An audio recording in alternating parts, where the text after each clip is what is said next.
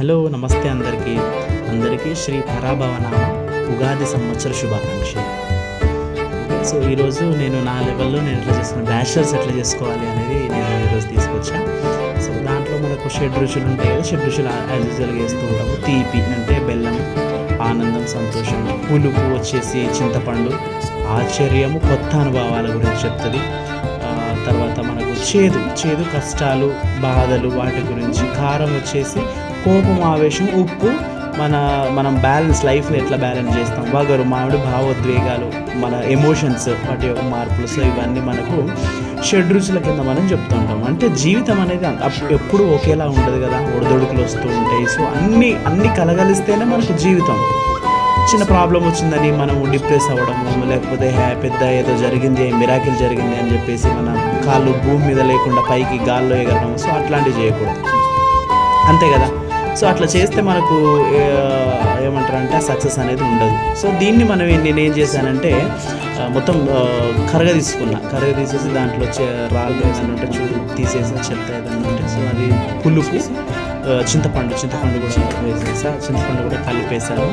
So ఒక చిన్న బౌల్లో పసుపు రాసేసి దాంట్లో బొట్లు పెట్టేసి దాంట్లో కొన్ని వాటర్ తీసేసుకొని సో దాంట్లో ఒక్కొక్కటి వేసుకొని. బిఫోర్ దట్ ఏంటంటే నేను ఆల్రెడీ హారతి ఇచ్చాను, బట్ కొంచెం లైట్ వస్తుంది అనే ఉద్దేశంతో మళ్ళీ నేను చేస్తున్నాను. సో అట్లా మనకు కొంచెం ఇవన్నీ కరగదీసేసుకొని వేసుకుంటే ఈజీగా ఉంటుంది, అప్పుడప్పుడు కాకుండా. సో ఫస్ట్ ఏదైతే వగరు ఉందో, ఫస్ట్ తీపి బెల్లం తెలుసు కదా మనకు, ఆనందం, సంతోషం.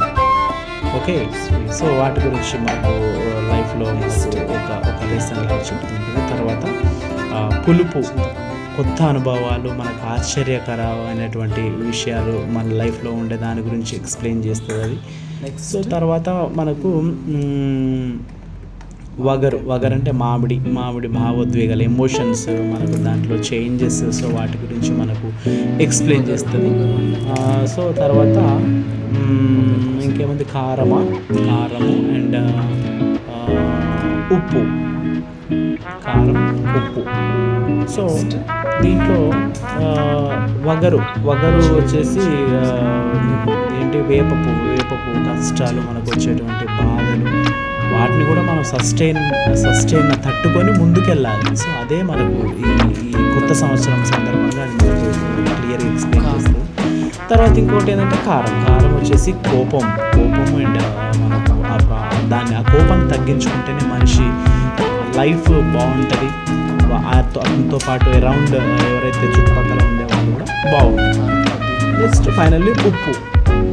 ఇవన్నీ ఈ షెడ్ రుచులు ఏవైతే ఉన్నాయో వాటిని ఎట్లయితే బ్యాలెన్స్డ్గా చేస్తామో మన లైఫ్ని కూడా మనం అట్లా బ్యాలెన్స్డ్గా కంట్రోల్ చేసుకుంటూ ముందుకెళ్ళాలి అని దీని యొక్క మెయిన్ కాన్సెప్ట్. సో కాబట్టి మనం హ్యాపీగా ముందుకెళ్ళాలంటే అన్నీ ఉండాలి, ప్రాబ్లమ్స్ రావాలి, కష్టాలు, సుఖాలు, అవన్నీ వస్తేనే అవన్నీ ముందుకు తట్టుకొని ముందుకెళ్ళినప్పుడే మనిషి అంటారు. లేకపోతే మనకు మనిషి అని అందరు కదా, లేకపోతే ఇంకా వేరే విధంగా పెట్టి పిలవాల్సి వస్తుంది. సో అట్లా అదన్నమాట సంగతి. సో బాగా కలిపి ఎలా ఉందో టేస్ట్ చూద్దాం. ఫస్ట్ నేను బిఫోర్ దట్ ముందు అమ్మవారికి కొంచెం ఒక బౌల్లో తీసేసి నైవేద్యంగా పెట్టాను. ఇంకా ఏం పెట్టలేదు, బ్యాచిలర్స్ కదా, అవి యూజ్ ఇది చేయడమే ఎక్కువ యాక్చువల్గా. సో కొంచెం ఒక 2 స్పూన్స్ అట్లా తీసేసి నైవేద్యంగా పెట్టాను. పెట్టిన తర్వాత చాలా కొంచెం ఓకే. సో అదే నైవేద్యంగా పెట్టేసి కొంచెం అమ్మవారికి స్ఫూర్తిగా మొక్కుకొని లక్ష్మీదేవత అండ్ హనుమాన్కి మనము అది సమర్పించడం జరిగింది. సో నెక్స్ట్ దీంట్లో టేస్ట్ ఎట్లుందో చూస్తాను నేను ముందు. ఈ టేస్ట్ మరి అవన్నీ ఎక్కువ తక్కువ అయినప్పుడే కదా టేస్ట్ యూజ్ చేసి బ్యాలెన్స్డ్గా వేసుకోవాలని ఇందాక చెప్పాము, లైఫ్ కూడా బ్యాలెన్స్డ్గా ఉండాలని. సో దాంట్లో నాకు ఏమనిపించిందంటే స్వీట్నెస్ తగ్గిందేమో అని అనిపించింది. అయితే ఏమైందంటే స్వీట్నెస్ తగ్గిందని స్వీట్ వేసాను, తర్వాత కారం తగ్గిందని కారం వేసాను, ఉప్పు తగ్గిందని ఉప్పు, అవన్నీ ఎక్కువైపోయినాయి. ఫైనల్గా కారం డామినేషన్ అనేది ఎక్కువైపోయింది. కారం డామినేషన్ ఎక్కువైపోయింది, అయ్యో అనుకున్న తర్వాత సర్లే ఏం కాదు. సో నెక్స్ట్ ఇదొక మనకు ఎక్స్ప్లెయిన్ లా చేస్తూ ఉంటారు, మనకి ఇదొక లెసన్ లా ఉంటుంది. సో నా ఇంట్లో బుద్ధుడు చాలా ప్రశాంతంగా ఉంటాడు. సో ఇలా చేశాను ఫైనల్గా ఉగాది.